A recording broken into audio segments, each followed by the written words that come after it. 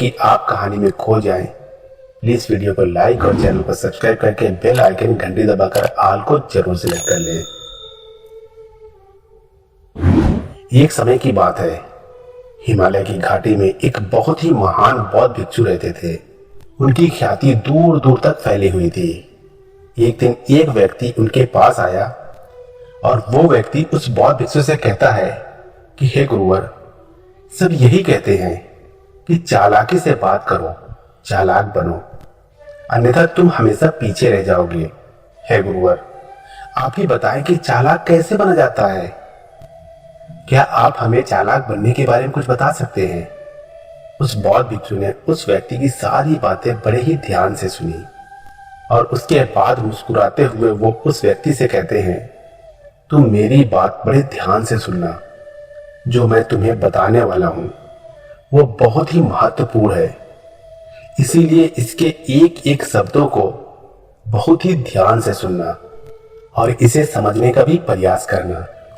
इस दुनिया में यदि कोई सबसे ताकतवर हथियार है तो वो है हमारे शब्द, फिर चाहे वो शब्द लिखे गए हो या फिर बोले गए हो। ये शब्द एक ऐसा हथियार है जिसका यदि सही समय पर, सही व्यक्ति पर और सही तरीके से इस्तेमाल किया जाए तो आप अपनी पूरी जिंदगी बदल सकते हैं। और इतना ही नहीं, यदि हम चाहें तो अपने शब्दों को फूलों की तरह भी इस्तेमाल कर सकते हैं और यदि हम चाहें अपने शब्दों को तीरों की तरह भी इस्तेमाल कर सकते हैं। हमारे कहे गए शब्द गहरे से गहरे घाव भी भर सकते हैं और कभी कभी हमारे यही शब्द गहरे से गहरे घाव भी दे जाते हैं। हमारे शब्द में इतनी ताकत होती है, यदि आप चाहें तो अपने कहे गए शब्दों से किसी की जिंदगी बना सकते हैं और चाहे तो आप अपने इन्हीं शब्दों से किसी की जिंदगी बर्बाद भी कर सकते हैं। हमारे शब्दों में इतनी ताकत होती है कि आप चाहे तो दूसरों के जीवन में खुशियां भर सकते हैं और यदि आप चाहे तो अपने इन्हीं शब्दों का इस्तेमाल करके उनके जीवन में दुखों का सैलाब ला सकते हैं। आप चाहे तो इन्हीं शब्दों से किसी के रिश्ते बना भी सकते हैं और यदि आप चाहे तो इन्हीं शब्दों से किसी के रिश्ते तोड़ भी सकते हैं। आपके अपने कहे गए शब्द आपको कामयाबी भी दिला सकते हैं और वहीं आपके कहे गए शब्द आपको पूरी तरह से तबाह भी कर सकते हैं। शब्द न केवल एक इंसान को बल्कि पूरे के पूरे परिवार को, पूरे शहर को और पूरी इस दुनिया को बर्बाद करने की और निर्माण करने की ताकत रखते हैं। इसलिए शब्दों को इस दुनिया का सबसे ज्यादा ताकतवर और घातक हथियार माना जाता है। इसलिए हमें अपने शब्दों का इस्तेमाल सही ढंग से करना चाहिए ताकि उसका इस्तेमाल करके हमें और दूसरों को भी भला पहुंचे। और इसीलिए मैं आज तुम्हें शब्दों के कुछ जादू के बारे में बताने वाला हूं। और अब आपके मन में ये प्रश्न उठ रहा होगा कि क्या शब्दों में भी जादू होता है? तो हाँ, अवश्य ही शब्दों में जादू होता है, लेकिन ये दिखता नहीं है, परंतु इसका असर आपको अवश्य नजर आता है। हमारे शब्दों में कमाल का जादू होता है। ये चाहे तो रोते हुए को हंसा दे और हंसते हुए को रुला दे, किसी की दुनिया में खुशियां भर दे तो वहीं किसी की दुनिया में दुखों का सैलाब भर दे। शब्दों में ऐसा जादू होता है जिससे हर इंसान आपकी तरफ खींचा चला आएगा। जो इंसान शब्दों का जादू जान गया, इस संसार में उससे बड़ा जादूगर और कोई नहीं हो सकता। लोगों से बात करना, उनसे अपने कामों को मनवाना, ये एक कला है और ये कला आपको सीखनी चाहिए। इसके बाद आपको कुछ भी सीखने की कोई आवश्यकता नहीं पड़ेगी, बस आपको बोलने की कला आनी चाहिए। उसके बाद हर कामयाबी आपकी होगी। आप जिस इंसान को भी चाहेंगे वो आपकी तरफ आकर्षित होने लगेगा। और ये बोलने की कला सीखने के लिए आपको कोई धन खर्च करने की भी आवश्यकता नहीं है। आपने देखा होगा कि कई लोग बहुत ज्यादा पढ़ाई तो करते हैं लेकिन उनके पास बोलने की कला नहीं होती, जिस वजह से वो अपने जीवन में कभी सफल नहीं हो पाते हैं। लेकिन आपने वहीं पर कुछ ऐसे भी लोगों को देखा होगा जो पढ़ाई लिखाई में तो बहुत कमजोर रहते हैं लेकिन बोलने की कला में वो माहिर होते हैं और वो लोग अपने जीवन में लगातार सफलता की सीढ़ी पर चढ़ते चले जाते हैं। और उन्हें रोकने वाला भी कोई नहीं होता।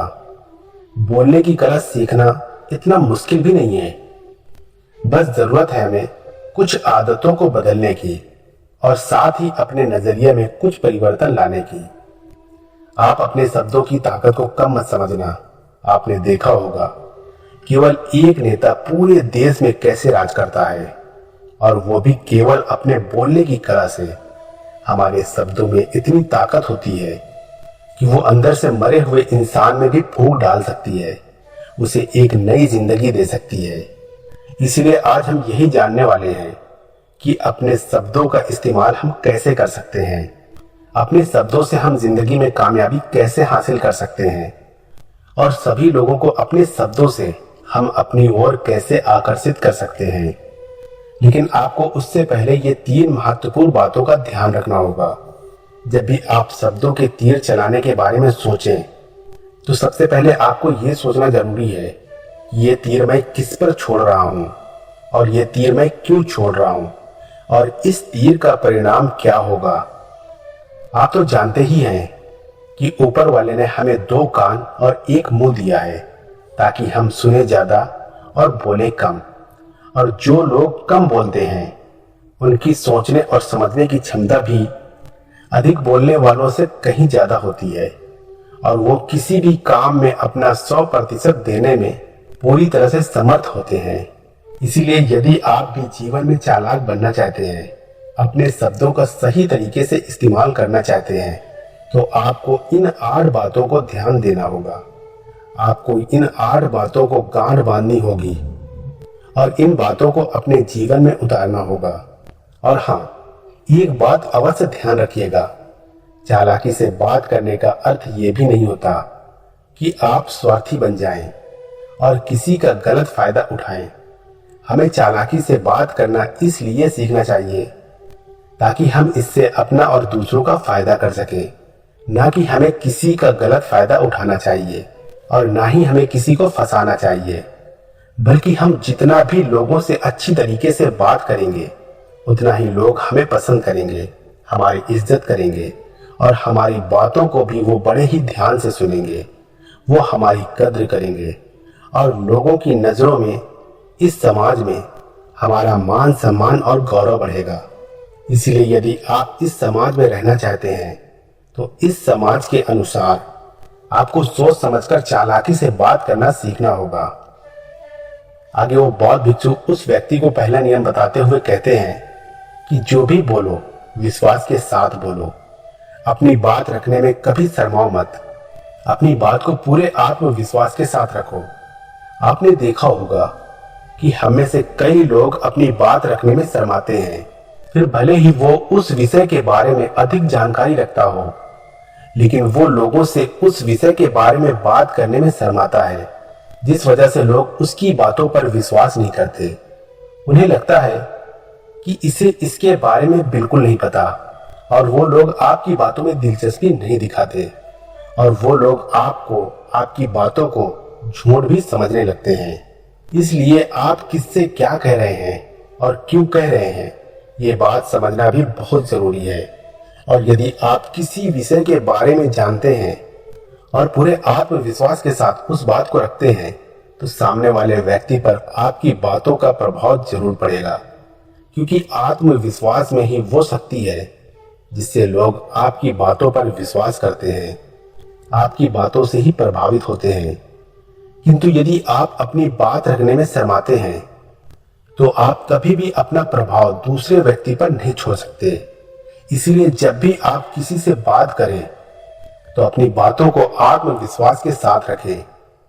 दूसरा नियम बताते हुए बौद्ध भिक्षु उस व्यक्ति से कहते हैं कि अपने शब्दों और अपने वाक्यों में भावनाओं को ढालने की कोशिश करें, क्योंकि जब तक आपके शब्दों में, आपके वाक्यों में भावनाएं नहीं होंगी, तो वो लोगों के दिल तक कैसे पहुंच पाएंगी। और जब आपके शब्दों में, आपके वाक्यों में भावनाएं जुड़ी होती हैं, तो वो आसानी से लोगों के दिल तक पहुंच जाती है। इसीलिए आपको अपनी आवाज को उसी माहौल के हिसाब से रखनी चाहिए। यदि आपको लगता है कि किसी वाक्य पर, किसी ऐसी स्थिति पर आपको दुखी होना चाहिए, तो आपकी आवाज में वो नमी होनी चाहिए। और यदि आपको लगता है कि सामने वाला व्यक्ति खुश है और वो खुशी खुशी आपकी बात सुन सकता है, तो आप उससे खुशी खुशी भी बात कर सकते हैं। और दूसरी तरफ यदि आपको लगता है कि कोई व्यक्ति दुखी है और उसके मन को सांत्वना चाहिए, तो आपको भी उसके मन को शांत करने वाली वाणी, मतलब अपने शब्दों, अपने वाक्यों का इस्तेमाल करना चाहिए। अपनी आवाज में नमी रखनी चाहिए, जिससे आपके मन की बात, आपकी भावनाएं उसके दिल तक पहुंच सके और वो आपकी बात सुनने में दिलचस्पी दिखाए। क्योंकि जब आप किसी का दर्द बांटते हैं तो सामने वाले व्यक्ति को बहुत अच्छा लगता है, और ऐसे समय पर आपकी भावनाएं, आपके शब्द और आपके वाक्य ही अधिक महत्व रखते हैं। शब्द, वाक्य सब एक ही होते हैं, बस इन्हें बोलने का तरीका अलग अलग होता है। कि जैसे आप अपने पार्टनर से प्रेम से कहते हैं कि मैं तुम्हें कभी नहीं छोड़ूंगा, और वहीं पर अगर आप गुस्से से यही बात कहते हैं, मैं तुम्हें नहीं छोड़ूंगा, तो इन दोनों बातों का मतलब तो एक ही है, लेकिन कहने का तरीका बदल गया है। शब्द तो हर किसी के पास होते हैं, लेकिन सही तरीके से शब्दों का इस्तेमाल करना, यही बुद्धिमानी होती है। जो अपने शब्दों में, अपने वाक्यों में भावनाओं को जोड़ पाता है, वही लोगों के दिल में राज कर पाता है। आगे वो बौद्ध भिक्षु उस व्यक्ति को तीसरी बात बताते हुए कहते हैं कि जब भी तुम किसी व्यक्ति से बात करते हो तो उसकी आंखों में आंखें डालकर बात करो, क्योंकि यदि आप बात करते समय लोगों से नजरें चुराएंगे, सामने वाले व्यक्ति से छुप छुप कर बातें करेंगे, तो उसे ऐसा महसूस होगा जैसा कि आप उससे कुछ छुपा रहे हैं, आप उससे झूठ बोल रहे हैं।